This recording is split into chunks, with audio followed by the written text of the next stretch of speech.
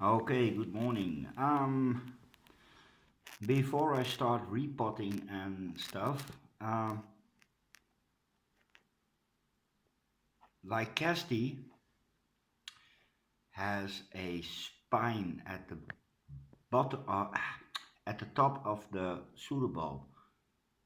This thingy, this is sharp, really sharp, and it has them on all. Let me see. There.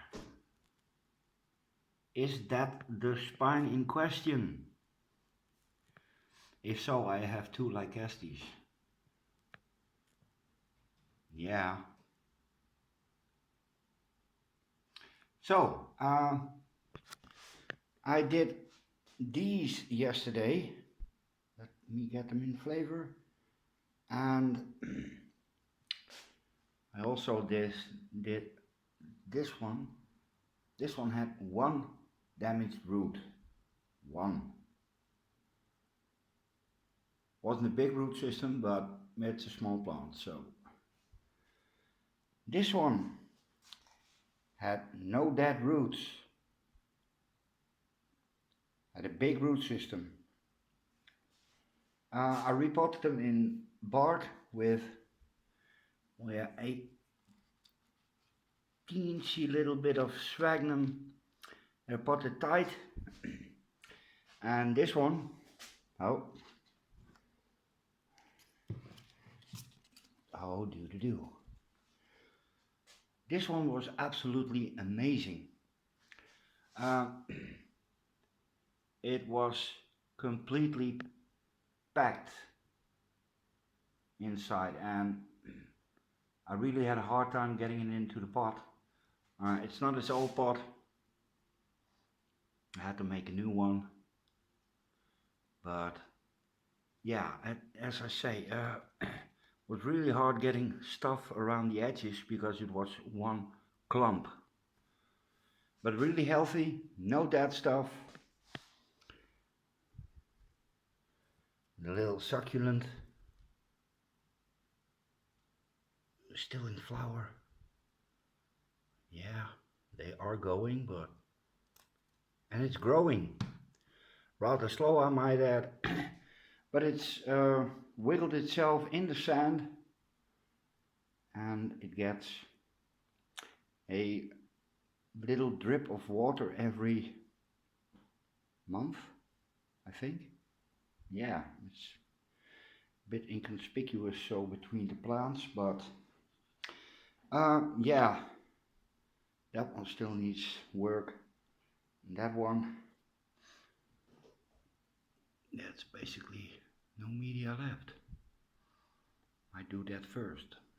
Yeah, and it stinks. I already said that. Repot. Yeah, some wanted to know how Ginger was doing. Well, he's in full evil mode. Hey, Push. You see? He's evil. And he's fat. He's even got a neck roll. So, bye bye, kitty.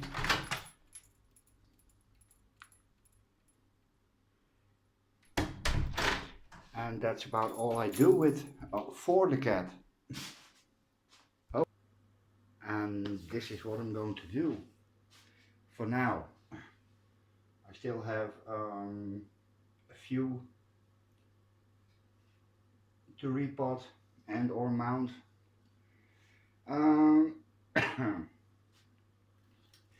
I'm not sure what this is. Yeah, it has bulbs, but not much to speak of. It grows more in a fan-like pattern. I can get you up close. Oh, this is the Masdevallia Selphi Orion. I'm gonna see what that looks like in a pot. But first, I'm gonna take you close up to this one. Digna, if you're watching, I have a few of these, and well, yeah, I know you like them. I hate them. So if you want it, you know what to do.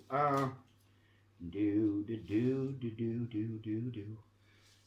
As you see, is one new growth, 2, 3, 4, 5. Yeah, at least 5 around the base, 6, 7. Yeah, new growth galore. Yes. Am I filming? Yes, I am. That what happened with the slippery pot. It took me 45 minutes to repot them all, and after that 45 minutes I said later and wanted to press pause, and it started recording. So yay! Silly me. This is. I don't know why people cut off the leaves. If a leaf turns brown, like so. Oh, where is it? There it is. Well, yeah, let it turn brown. It's natural. And you don't stop the process. That's simple enough. And it looks horrible.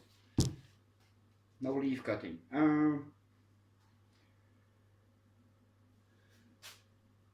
Yeah, what is this?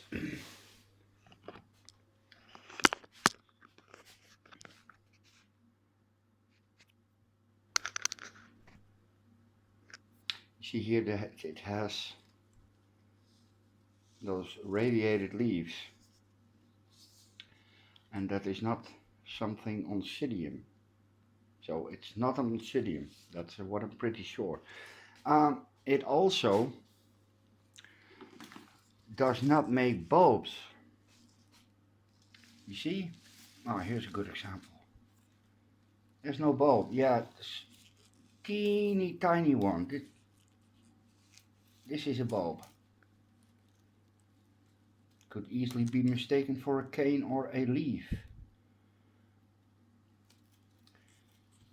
And yeah, personally I think this could be a coleogyny. But again, what do I know? Flowers are not much help. Although it is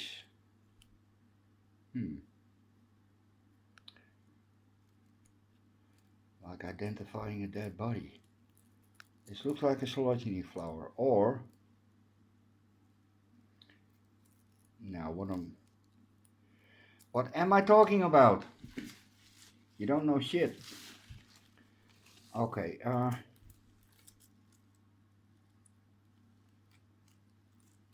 it is too spiny for a oncidium flower.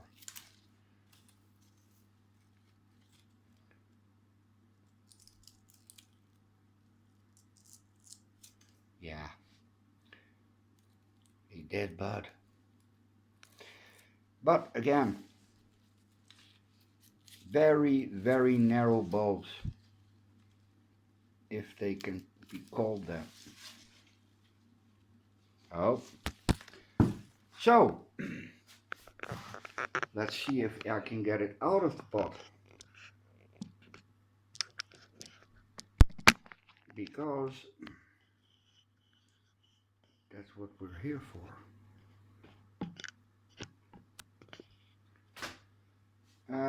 Yeah, it looks really healthy. Leaves are shiny. Oh, that's why it was in that horrible pot.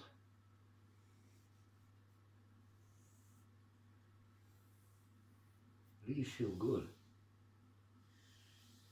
Don't ask me what I feel. They just feel good.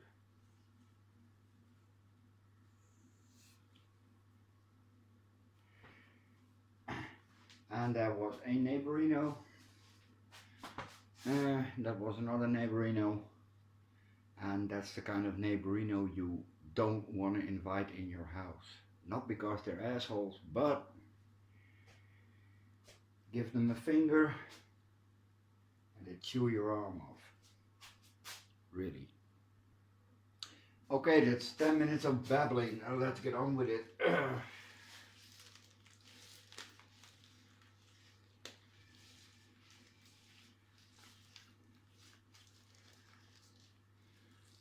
Well, that's the root system.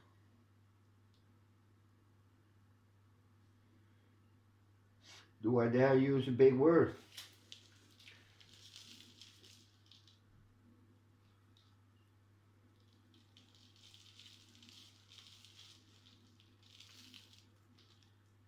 It's all good.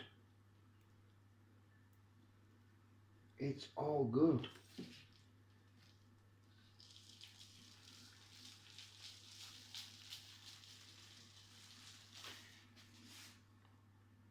Look at that. And if you touch them, they feel a little bit moist. They're not wet because, as I said with, no, I said that in a video that didn't work out. When I got them, a few days later, I gave them a little drop of water just to hold them over to the repot. And so this is basically bone dry. This is bone dry, and that says a lot. I'm not sure what this is. It's cocoa peat coir husk. Bah! It smells good, okay.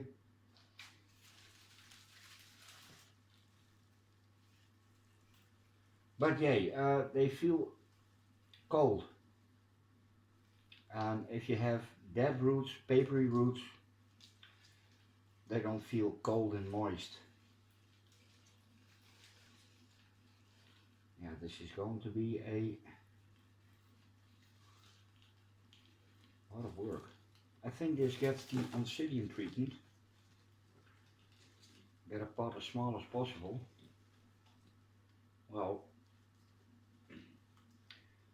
that doesn't leave many options because pots only come in so many sizes, so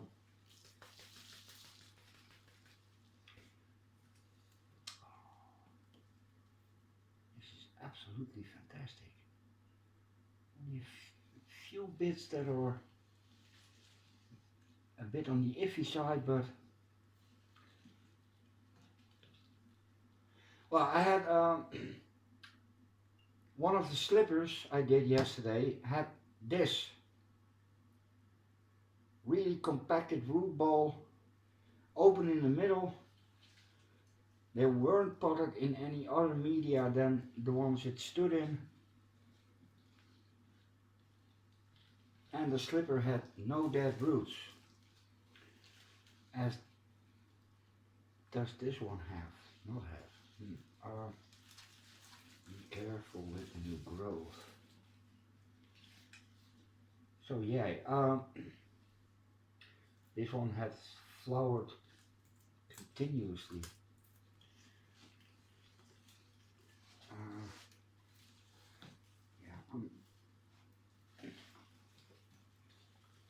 Yeah, I'm gonna pause you for a bit because this is going to take a little bit longer than I expected.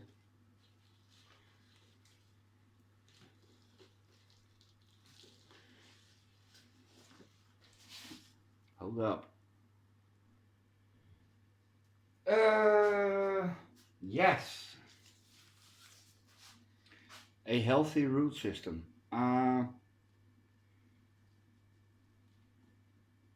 I'm not going to do too much to this. I could split it, but again, I don't see the point. It's setting the plant back, and I already have a house full of orchids, so yeah, maybe next time. A well, a good sized pot. I bought some. Well, you saw them this size, which I thought was okay. Well, that's obviously too small. And this is also too small. I can't get any media between the root system and the pot. But this,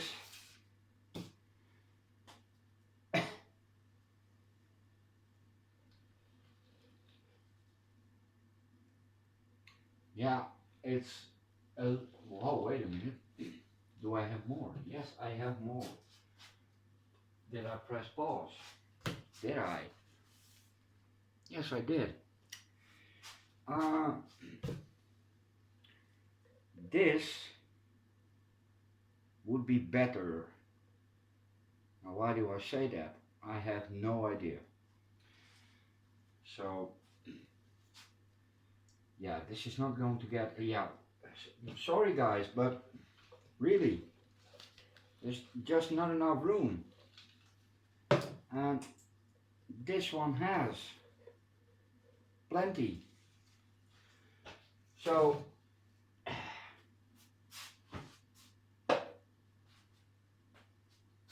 try and stop me. Yeah. You can't stop me. I'm the unstoppable force.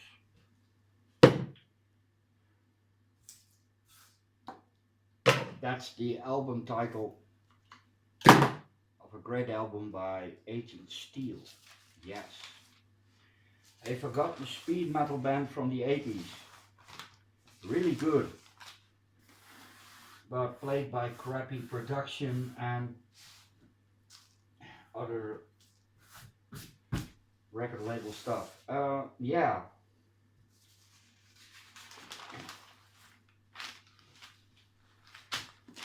I'm going to rack the pot. And I believe it was already racked because it came from Digna. So Digna, you're getting a new pot in due time. She had it ready made for semi-hydro, and I don't do semi-hydro, so I'm gonna punch a few more holes. Yes, I do. It's a big pot. Okay, holes are punched, and that looks about enough. I don't want water standing at the bottom. The upper part is, well, yeah, protected from moist, so yeah.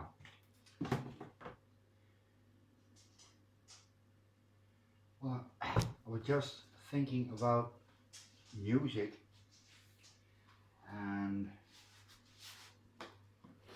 have you ever been in a place a song was written about? And even better, at the exact same time the song was written. It happened to me the first time I went to England, and yeah, it was a rather strange holiday. First we had to dodge the French customs because, well, yeah, I was carrying contraband. You know, put a little bit in the middle, and I was sweating THC. Really, my friend who was with me, he said to me, "From Jesus, man, what have you been smoking?" Well, nothing, because we had to go through customs. So I was sweating like a pig when we came to Calais, and then the customs officer came in, and he had a dog with him. So I started sweating even more. And in my infinite wisdom, I thought, well, let's pet the dog. So let's see what the dog does. And Turns out it was a young dog in training, but he should have said something, and he didn't. The only thing that happened was that the customs officer got really mad. So he started yelling at me in French, which I didn't understand. And instead of frisking me and giving me a full body cavity search, he just gave me a reprimand and we could go on board. Yeah, with a hovercraft.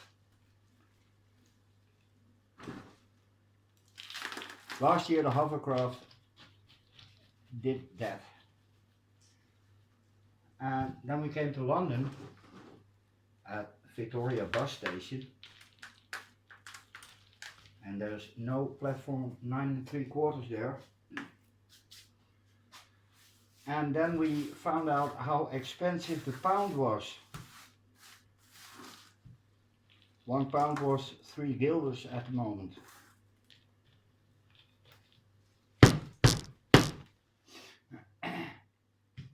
And I already bought some in Holland and they were a bit cheaper, but my friend had to buy in London itself, so we didn't have too much money for our original plan, which was to go to Wales and walk the Cambrian Way. So we asked the girl at the ticket sales where we should go or could go, and she said, well, this much gets you to Salisbury. So we ended up in Salisbury, and when we got up the campsite, it was near Salisbury Hill. So the first thing we did was climb up Salisbury Hill to see the city lights, and even an eagle flew out in the night. Well, it wasn't an eagle, it was a kite, which is a bird of prey. But yay, I was where Peter Gabriel was when he got the inspiration for the song Salisbury Hill. And it was bloody amazing.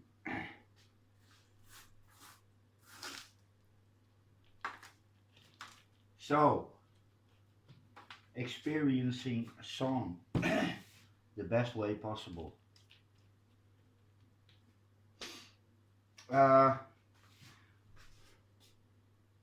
Well, I hope that was in frame. At least it's in flavor. That looks pretty good.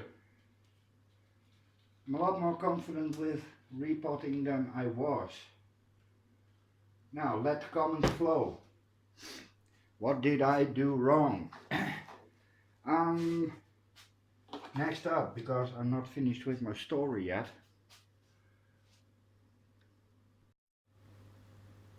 Had to start a new video. Yeah, Salisbury Hill. It's an, they call them hill forts because they look like a fort, but they're not. They're just Iron Age villages on top of a hill. But if you see it, it's all made by hand. It's a natural hill, but it's surrounded by really deep ditches, and those are dug out by hand with shovels made of shoulder bones of cattle. That's an awful lot of work. Yeah, after being in Salisbury a few days, it's a pretty town, but we were there for hiking, so we took it onto ourselves to go to the one place you have to go when you visit the Salisbury Plain, and that's Stonehenge.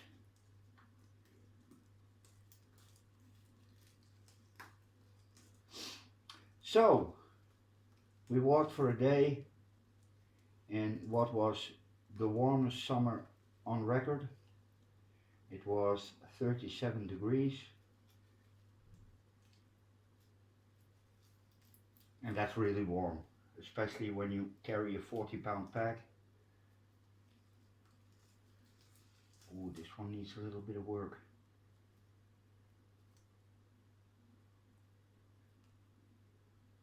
And while we were walking, suddenly there appeared out of nowhere a pub. Yes. And that's really good at a day when it's 37 degrees. So we enjoyed a few pints, and then we got an offer from an English couple to take us to Amesbury. And that's where Stonehenge is located. So, yay! No more walking.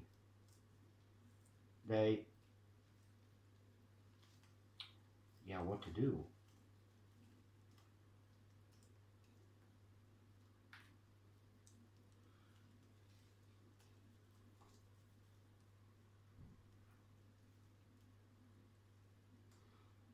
Yeah, I'm not going to mess around too much about.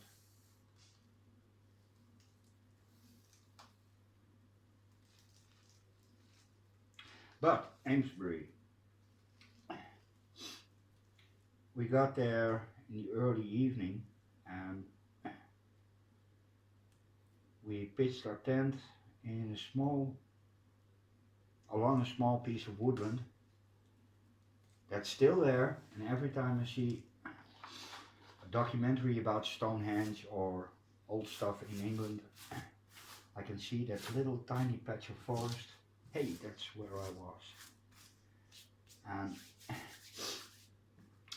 that's on a hill looking out over the Salisbury Plain with Stonehenge in the middle.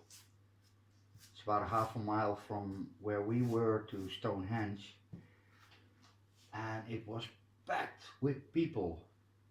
Really, there was a circle of people around the monument, and all kinds of buses full with Russians, Americans, Japanese, Germans, Dutch. So I said to my friend, you know what? Let's wait until sundown. So we waited until sundown, till it was really, really dark, and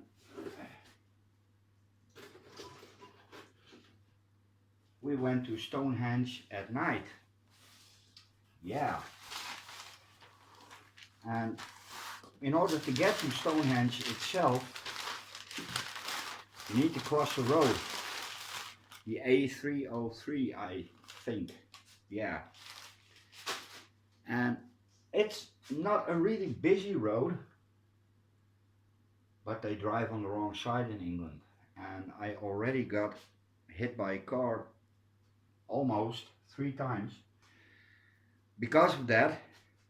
So please, Britons, change that. It saves lives, really it does. So yay, we crossed a motorway at night, and then we came to a barbed wire fence, only 2 feet high, just enough to keep a goat in, or a sheep, not even enough for a cow. And so we jumped over the fence, and there was Stonehenge. And it is such a weird, deep experience when you see those stones up close, coming out of the darkness. I nearly broke my neck, because around Stonehenge itself is also a fence, but that's only 4 inches high, so I tripped, yeah. And at that moment a flashlight went on, and in my infinite wisdom again, I thought, hey, we're not the only ones. But it turned out to be a security person. Now, if this would have happened in Germany, in France, or in Holland, uh, they would have hit me with a big stick and then asked me what I wanted. But this one asked me, "So lads, what are you doing here so late?" And all I could say was, "Well, we wanted to see Stonehenge." And he said, "Yeah, but we're closed." "Oh, is that so?" And he said, "Yes, we're closed. We're opening up tomorrow at 9." And I said to him, "Why, I have to ask, can I see the stones up close? Can I be in the circle?" And he said, "Yeah, sure, come on." And that's, yeah, basically everything I ever experienced with the British. Super friendly. He showed the circle from the inside. I could touch everything. And all we had to do was promise we would come back the next day and pay for the entrance. And we did. But yay, Stonehenge. And not by day. By day it's filled with tourists and audio tours and whatnot. But at night it's absolutely awesome. Absolutely awesome. And it didn't stop there because uh, let me get some water.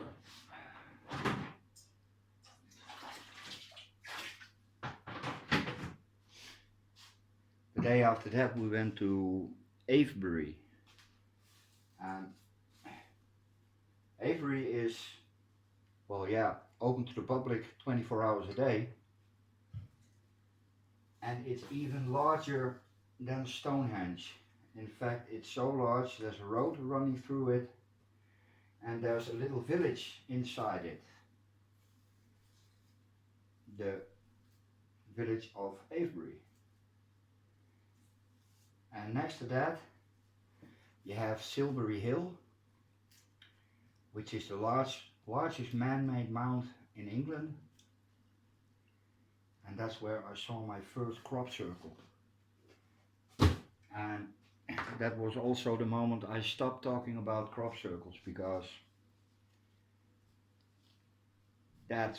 no, it does not compute. It's really incomprehensible. It was enormous and it had the form of a snowflake. And it just appeared that night, allegedly. But I've been inside it, and yeah, it didn't look like something you could build in a night.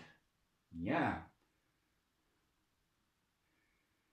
So yay, super weird. The only thing we didn't see was a UFO. Yeah.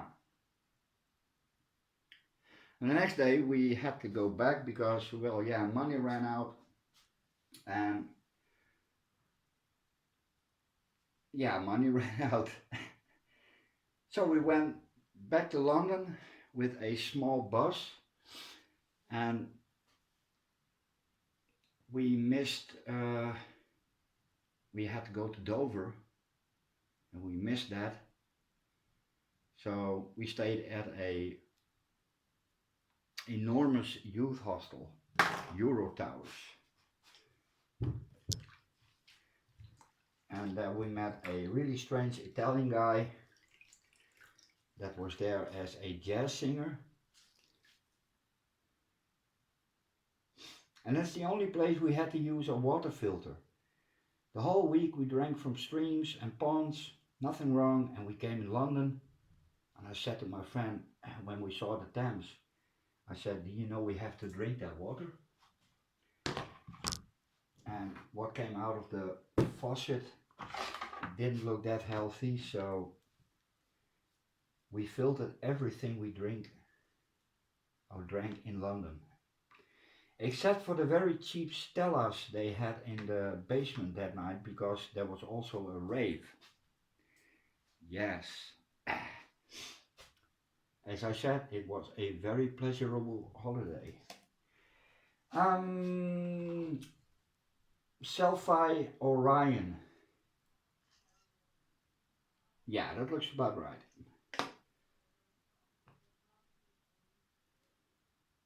It's not in a bueno state.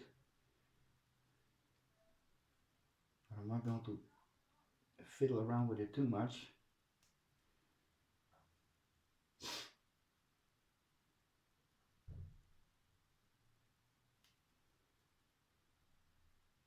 In the end, I did get to Wales, but it was a few years later.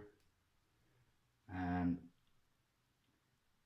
again, we wanted to do the Cambrian Way, which follows basically the ridge line from Cardiff to Conwy.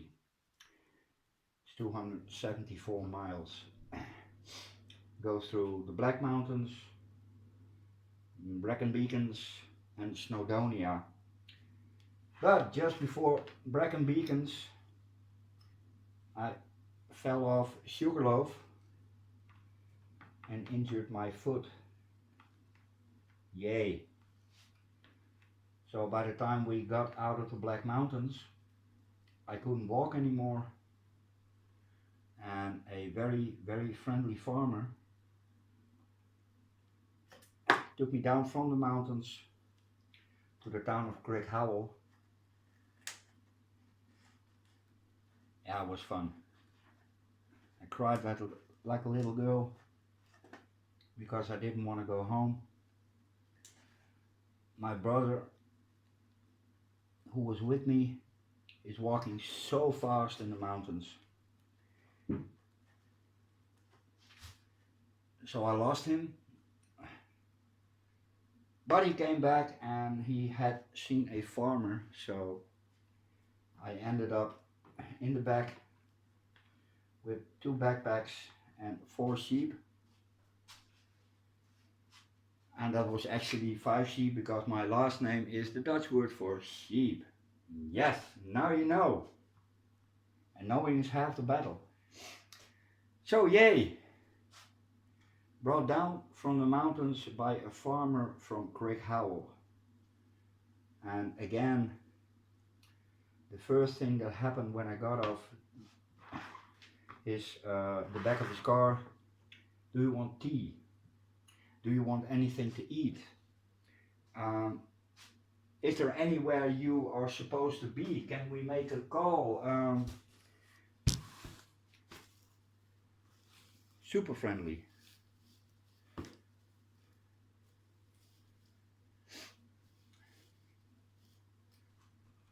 But we never made it to Conwy. And I hope one day I can finish that trip because Wales is awesome. And I've never been to the Highlands, and my brother likes to hike alone, and preferably in Scotland. And he did some tours on his own in winter. And I've seen his photos, so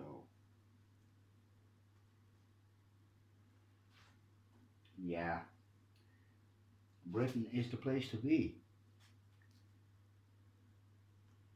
Every stone you pick up has a history, probably owned by the National Trust.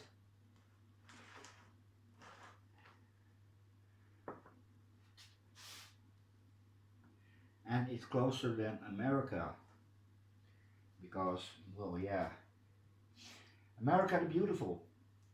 I've never been there, probably never will, but damn, I've been wanting to do the Pacific Crest Trail for years, Appalachian Trail as well, and I just found out there is a Continental Divide Trail. Yes, all 3 are bloody long, and I probably won't get a visa for that long. It takes over a year, at least the Pacific Crest Trail. And you have to carry the lot, so that's a 30-pound backpack. Yeah, that's a lot. Too much for a 50-year-old. Well, I think this will do nicely, thank you. Masdevallia Selphi Orion.